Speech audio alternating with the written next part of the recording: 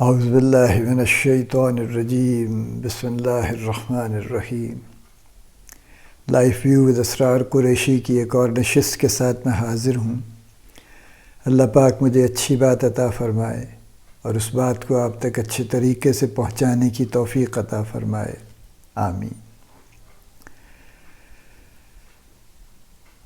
میں نے جب پڑھنا شروع کیا تو ہمارے گھر کے قریب ایک اسکول تھا جو ان دنوں ایم سی اسکولز کہلاتے تھے، وچ مینٹ کہ میونسپل کارپوریشن کے اسکول تھے۔ میونسپل کارپوریشن کے بہت سے اسکول ہوا کرتے تھے مختلف جگہوں پہ، محلوں میں بیسکلی ہوتے تھے۔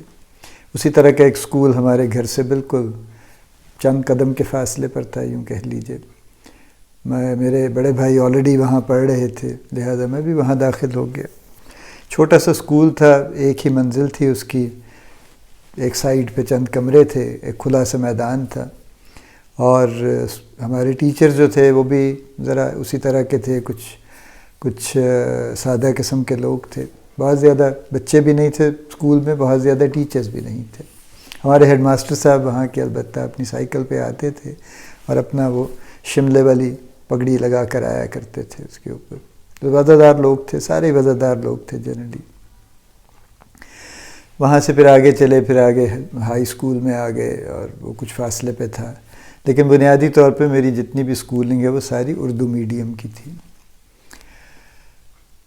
اردو میڈیم سے اس زمانے میں مراد یہ تھی کہ جو انگلش لینگویج ہے یہ چھٹی جماعت میں جا کر انٹروڈیوس ہوتی تھی، یعنی جب ہم 6 کلاس میں پہنچے تو ہم نے ABC پہلی مرتبہ پڑھنی شروع کی اس وقت، اور اس کے بعد پھر انگلش ایز اے سبجیکٹ کچھ کر کے پڑھتے گئے پھر، اور پھر آگے 10ویں تک پھر ایسے ہی چلتا رہا، پھر اس کے بعد آگے تو بیسکلی یوں کہہ لیجئے گریجویشن کے لیول پہ آ کر یہ ہوا کہ جو سبجیکٹس تھے وہ سب کے سب انگلش میں تھے، اردو میں نہیں تھے ایکچولی۔ اس سے پہلے ہم نے فزکس، کیمسٹری، میتھمیٹکس، یہ سارا کچھ ہم نے میٹرک کے لیول تک اردو ہی میں پڑھا ایکچولی۔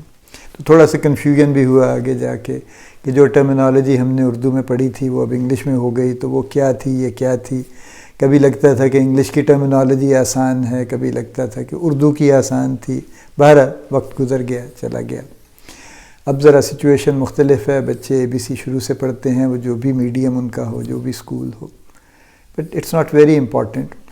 تو چیزوں پہ ایمفسس تھا ہماری اسکول کے دوران۔ ایک لکھنے پہ بڑا زور تھا، یعنی وہ پرانی جو کسی زمانے کی لکڑی کی تختی ہوا کرتی تھی وہ ہم بھی لکھتے تھے۔ اس تختی کو بڑے اہتمام سے دھویا جاتا تھا، پھر اس کے اوپر وہ جو گاچی کہلاتی تھی اس کی ایک لیئر لگائی جاتی تھی، کیونکہ اس کے بغیر اس پہ لکھنے کا فائدہ اس لیے نہیں تھا کہ ورنہ سیاہی اس میں لکڑی میں جذب ہو جاتی اور وہ اس سے نہ نکلتی۔ تو وہ جو ایک پتلی سی لیئر اس پہ لگتی تھی، جب اس پہ لکھتے تھے تو وہ اس کے اندر جذب ہوتی تھی سیاہی، اور جب دھوتے تھے تو وہ تختی صاف ہو جایا کرتی تھی۔ تو یعنی لکھنے پہ زور یہ تھا کہ پہلے ہم نے کچھ 2-3 سال ہم نے تختی لکھی باقاعدہ اردو کے لیے آبویسلی۔ پھر جب ہم نے انگلش سیکھی تو پھر ہم نے وہ نب کے ساتھ وہ 4 لائنوں والی کاپیز پہ ہم نے پھر انگلش کے الفابیٹ لکھنے شروع کیے کہ کون سا الفابیٹ اوپر کی لائن پر جائے گا اور کون سا نیچے کی لائن پر جائے گا، اور یہ ساری تفصیل ہوتی رہی۔ اس سے یہ ہوا کہ کسی حد تک جو ہینڈ رائٹنگ تھی وہ کچھ اچھی ہو گئی، اس وقت تو کم از کم ہو گئی تھی۔ بعد میں اب کام وام میں آ کے بڑے آڈے ٹیڑے لکھ کے اس کے بعد پھر ظاہر ہے ہم اتنی اچھی ہینڈ رائٹنگ نہیں رہی کبھی اب بھی، لیکن دل لگا کر لکھیں تو صاف ستھرا لکھ لیتے ہیں۔ سو ایک یعنی یوں کہہ لیجئے کہ اچھا لکھنے پہ، خوش خطی پہ یوں کہہ لیجئے کہ زور تھا۔ اس پہ کسی زمانے میں ایگزام میں نمبر بھی ہوا کرتے تھے، یعنی لکھا ہوتا تھا کویسچن پیپر پہ کہ خوش خطی کے 5 نمبر ہیں، وہ بھی 5 نمبر یعنی لینے کی کوشش کر لیتے تھے۔ جب ہم اگلی کلاسز میں آئے تو ایک اور بڑا انٹرسٹنگ پھر پروگرام شروع ہوا۔ وہ یہ ہوا کہ ٹیچرز نے ہمیں یہ گائیڈ کرنا شروع کیا کہ جب آپ ایگزام میں جائیں گے تو کچھ، اب دیکھیے جو میتھمیٹکس قسم کا پیپر ہے اس میں تو آپ کوئی تقریر نہیں لکھ سکتے، وہ تو وہی لکھیں گے بیسکلی، تو کویسچن سالو کریں گے۔ اسی طرح جب آپ سائنس سبجیکٹس میں جاتے ہیں، فزکس، کیمسٹری وغیرہ میں، تو اس میں بھی کوئی فالتو گفتگو لکھنے کی خاص گنجائش نہیں ہوتی۔ ہاں لیکن اردو کے پیپر میں اور معاشرتی علوم جو سوشل سٹڈیز تھا اس کے پیپر میں، اس طرح کی چیزوں میں یہ گنجائش تھی کہ آپ کچھ نہ کچھ لکھ سکتے تھے۔ تو ان پیپرز میں خاص طور پہ ہمارے ٹیچرز یہ کہتے تھے کہ آپ زیادہ سے زیادہ لکھیں، اور وہ یہاں تک بھی کہتے تھے کہ ایگزامینر باقاعدہ یعنی اس کی لمبائی ناپ کر آپ کو مارکس دے گا، وہ دیکھے گا آپ نے کتنے پیجز بھرے ہیں، اور اگر آپ نے زیادہ پیجز لکھے ہیں تو آپ کو زیادہ مارکس ملیں گے، اور اگر آپ نے بڑا اعلیٰ لکھا ہے لیکن بس بڑا مختصر لکھا ہے تو پھر آپ کو مارکس نہیں ملیں گے۔ سو بہرحال ہم بھی کچھ کوشش کرتے تھے، پھیلا کے لکھنے کی کوشش کرتے تھے، فنی چیزیں بھی ہوتی تھیں، مثلاً کچھ لوگ ایک لائن چھوڑ کے لکھنے لگ جاتے تھے کہ زیادہ پیپرز لگ جائیں، اور بعد میں آ کے کہتے تھے ایگزام سے نکل کے کہ میں نے تو اتنی ایکسٹرا شیٹس لی تھیں، کیونکہ ایکسٹرا شیٹ کے لیے ایگزامینر کو کہنا پڑتا تھا جو انویجیلیٹر ہال میں ہوتے تھے، وہ پھر لے کے آتے تھے باقاعدہ ایکسٹرا شیٹ، اس پہ نمبر لگا ہوتا تھا۔ تو یہ بڑی پرائیڈ کی بات تھی کہ میں نے اتنی ایکسٹرا شیٹیں لگا دیں، نمبر تو پھر جس کے جتنے آئے، جو کچھ بھی ہوا وہ زندگی گزر گئی۔ بہرحال یہ جو تھوڑا سا ان فوکسڈ میں اس کو کہوں، یہ بکھرا ہوا جو معاملہ ہے یہ آج تک چل رہا ہے۔ یعنی میں بہت ساری جگہوں پہ یہ دیکھتا ہوں کہ جس سے جب کسی شخص سے کوئی سوال کریں، اور یہ آپ ٹی وی پہ بھی دیکھتے ہیں اکثر، اور آپ دوسری جگہوں پہ بھی یہ ملاحظہ کرتے ہیں کہ کسی سے کوئی سوال کریں تو وہ اس کا جواب نہیں دیتا، بلکہ وہ ادھر سے کوئی تیسری کوئی چوتھی طرف سے گفتگو شروع کرے گا کہ ہاں یہ ایسا تھا، یہ ویسا تھا، یہ فلاں تھا، اور اس سے بعض اوقات تو کلیئرلی ایسے لگتا ہے کہ جیسے یہ سوال کا جواب نہیں دینا چاہتا۔ یہ بالکل ایسے ہی ہے نا، جیسے فرض کیجئے کوئی مجھ سے پوچھے کہ اچھا آج آپ آفس گئے تھے، اور میں ایسے کہوں کہ ہاں وہ اصل میں ایسا تھا کہ آفس جانا تو آپ کو پتہ ہے ہمیشہ ہوتا ہی ہے، ہر روز ہی جانا ہوتا ہے، اور وقت کی پابندی بھی بڑی ضروری ہے، تو ہاں ظاہر ہے آفس تو جانا ہی ہوتا ہے۔ اب یہ میں نے جواب تو دیا ہے، جس سے انڈائریکٹلی مطلب یہ نکلتا ہے کہ ہاں میں آفس گیا تھا، غالباً میں گیا تھا، لیکن اس سے یہ بات واضح نہیں ہوتی کہ واقعی میں گیا تھا، یہ کیا ہوا تھا۔ تو ہمارا سٹائل کچھ اسی طرح کا ہے جواب دینے کا آج کل۔ ٹی وی پہ جن سے جو سوال کریں وہ تو خیر انہوں نے تو ایک طرح سے یہ طے کیا ہوا ہے کہ وہ ڈائریکٹ جواب نہیں دیں گے، اور بات کو ادھر ادھر کہیں نہ کہیں چلاتے پھراتے رہیں گے، اور جو سوال کرنے والے ہیں وہ بھی ماشاءاللہ ویسے ہی ہیں، وہ جواب سننے کے انتظار میں نہیں ہوتے۔ یعنی انتہائی یہ عجیب و غریب کا مینرزم آ گیا ہے کہ جتنے اینکر حضرات ہیں یا خواتین ہیں، وہ جب کسی سے سوال پوچھتے ہیں اور وہ جواب دے رہا ہوتا ہے تو وہ کبھی تحمل سے کم ہی سنتے ہیں، وہ اس کی بات میں لقمے دیے چلے جائیں گے، اس کو ٹوکتے چلے جائیں گے، اس کو یعنی کوشش ان کی پوری ہوگی کہ اس کی بات پوری نہ ہو سکے کسی طرح سے۔ یہ معاملات کیا ہیں آخر؟ ہم اس کو کس طرح سے دیکھتے ہیں؟ کیا ہم واقعی انہیرنٹلی ذہنی طور پہ ڈس آرگنائزڈ ہیں، یا ہم جان بوجھ کے اس طرح سے بیہیو کرتے ہیں؟ دیکھیے میں تو جو سمجھ پایا ہوں، دو تین طرح کے ہمارے رویے ہیں۔ ایک ہمارا رویہ ہے کہ جس میں ہم ایکچولی ڈس آرگنائزڈ ہیں، یعنی ہمارا مائنڈ فوکسڈ ہوتا ہی نہیں ہے، اور جب ہم آڑے ٹیڑھے جواب دیتے ہیں تو ہم جان بوجھ کے کسی کو بھٹکا نہیں رہے ہوتے، بلکہ ایکچولی ہم اپنے طور سے بھی اسی طرح سے ڈس آرگنائز چل رہے ہوتے ہیں دماغ میں، تو کوئی ایک بات ادھر کی کوئی ایک بات ادھر کی جوڑ کے ہم کچھ نہ کچھ بتانے کی کوشش کرتے رہتے ہیں۔ تو ایک یہ ہمارا باقاعدہ ایک اسے پرابلم کہہ لیجئے، رویہ کہہ لیجئے، جو بھی کہہ لیجئے۔ ایک ہمارا رویہ یہ ہے کہ ہم میں سے بہت سے لوگ جو ہیں وہ عادتاً سچ نہیں بولتے، یا جھوٹ بولتے ہیں، سادہ لفظوں میں یوں کہہ لیجئے۔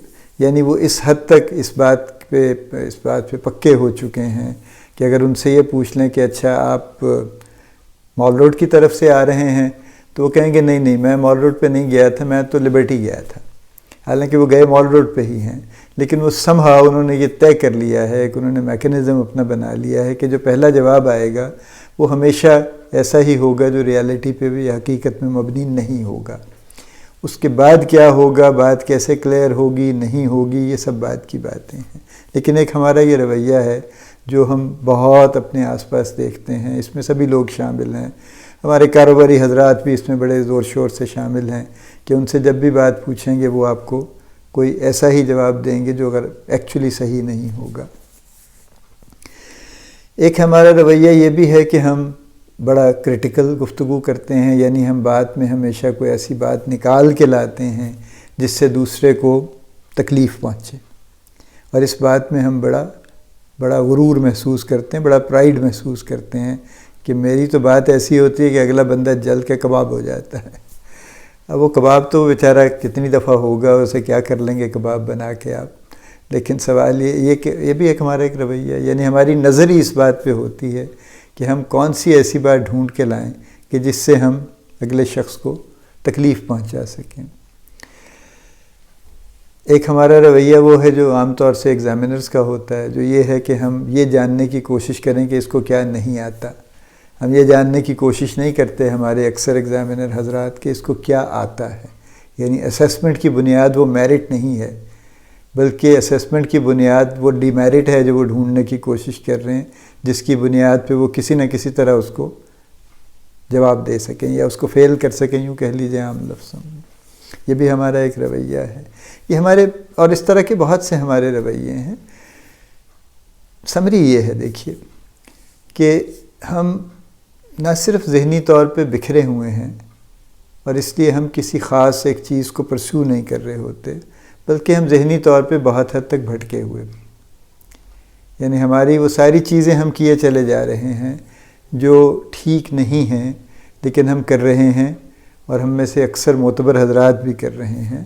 اور یہ کسی پہ کوئی الزام نہیں ہے کہ کوئی خاص لوگ کر رہے ہیں، یہ سبھی لوگ کر رہے ہیں اس طرح سے. یہ واسٹسٹ گریٹسٹ میجورٹی یہ کر رہی ہے.